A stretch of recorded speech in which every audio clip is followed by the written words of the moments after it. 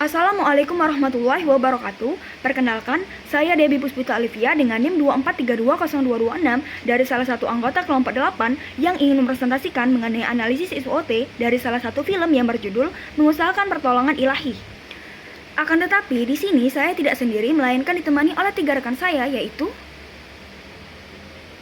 dimulai dari latar belakang dan konteks analisis dari perjalanan PT Pusaka Tradisi Ibu atau Cikal Bakal Paragon Corp yang dipimpin oleh Ibu Nurhayati Subakat ini bukan hanya sekedar kisah bisnis, melainkan wujud resiliensi luar biasa yang ditopang oleh nilai keluarga dan spiritualitas. Analisis ini membedah faktor fundamental yang mengubah krisis berlapis menjadi inovasi kosmetik terbesar di Indonesia. Beberapa poin utama yang dapat kita ambil dari perjalanannya yaitu resiliensi atau ketahanan dalam menghadapi stigma, penyakit, dan musibah. Yang kedua adalah inovasi grassroots yang menebus pasar melalui jalur non-konvensional. Dan yang ketiga adalah spiritualitas bisnis sebagai jalan ibadah. Selanjutnya adalah tonggak sejarah atau analisis alur perjalanan dari PT Pusaka Tradisi Ibu. Mulai dari produk buatan rumahan dengan kualitas premium, juga stigma dan penolakan dari salon-salon kelas atas, juga ada permasalahan kebakaran pabrik, ujian kesehatan kanker, dan fitnah sosial. Nah, disinilah mulainya terbentuknya kebangkitan operasional dan lahirnya merek baru. Nah, dari beberapa penjelasan yang saya sampaikan tadi, barulah kita dapat membentuk kerangka analisis SWOT atau SWOT, yang beberapa poinnya ada kekuatan atau strength, juga ada kelemahan atau weakness, dan juga ada peluang atau opportunities, dan juga ada ancaman atau threats. Nah, di sini kita dapat mengetahui memetakan faktor internal dan eksternal berdasarkan narasi perjuangan PT Pusaka Tradisi Ibu atau setiap kuadran dianalisis menggunakan bukti langsung dari perjalanan sang pendiri. Oke teman-teman, di sini aku bakal jelasin analisis SWOT dari usaha ini, mulai dari kekuatan, kelemahan, sampai peluangnya. Pertama itu dari kekuatannya. Walaupun usaha ini usaha rumahan, tapi kualitas produknya udah bisa bersaing sama brand besar loh. Jadi nggak kalah saing deh. Terus juga ada dukungan keluarga yang kuat. Ini penting banget, karena bikin usaha tetap jalan walaupun lagi ada masalah.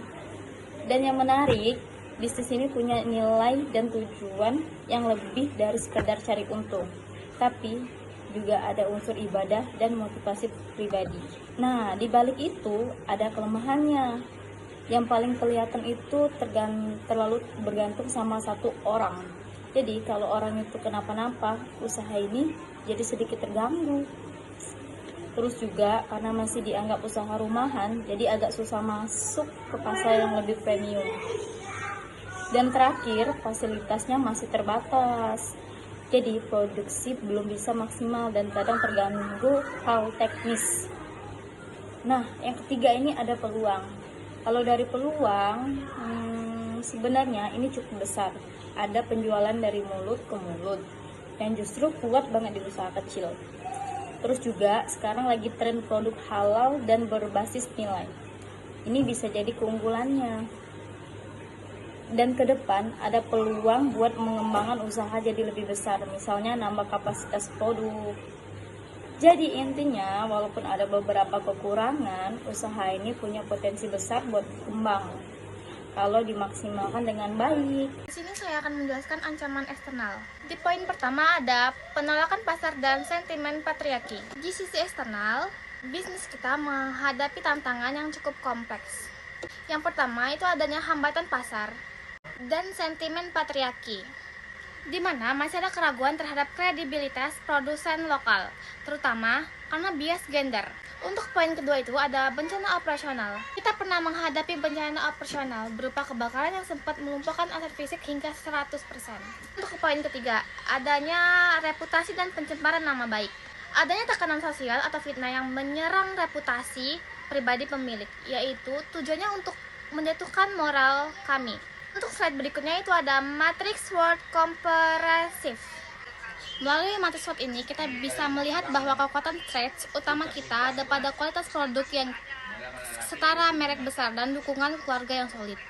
Namun kita jujur kepada kelemahan kita, yaitu stigma produk murah dan ketergantungan pada sosok pendiri.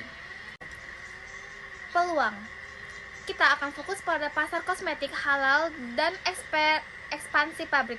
Sementara itu, ancaman yang kita waspadai tetap berkisar pada isu sosial dan risiko bencana yang sudah kita petakin sebelumnya. Selanjutnya itu ada analisis TAUS, ST strategis, menunjukkan ketangguhan, resiliensi, dan mentalitas bisnis.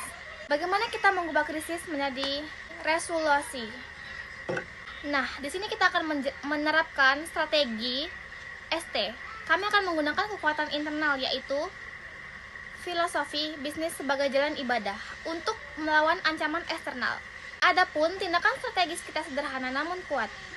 Abaikan kebisikan dan menolak menyerah, karena motivasi kami bukan cuma untuk uang, tapi tanggung jawab sosial.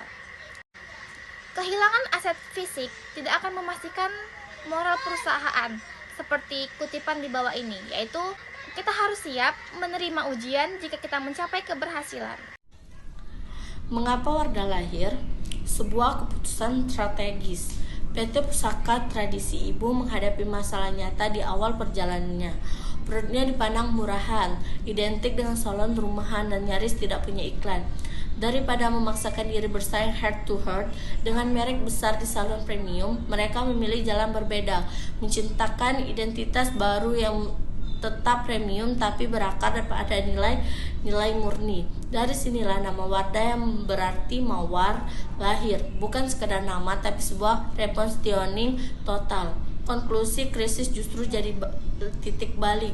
Yang menarik dari kisah ini adalah bahwa justru di momen paling berat, kebakaran diagnosa kanker yang sang pendiri, strategi ini mencapai puncaknya. Kelemahan awal yang dianggap stigma pasar berhasil didentralisasi bukan oleh uang atau iklan besar, melainkan oleh visi spiritual yang kuat. Wardah akhirnya menjadi lebih dari sekedar merek kosmetik.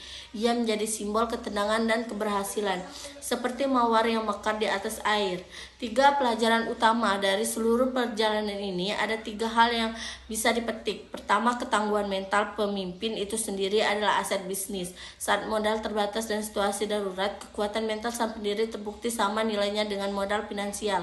Kedua, kualitas produk lebih dari persepsi awal. Meskipun awalnya ditolak di jalur distribusi konvensional, konsekuensi kualitas dan distribusi via jalur akan menumpuk perlahan membalik keadaan. Ketiga, bisnis yang dibangun atas pengabdian bukan sekedar keuntungan, jauh lebih tahan banting ketika tujuan bisnis dikalibrasi ulang menjadi bentuk pelayanan.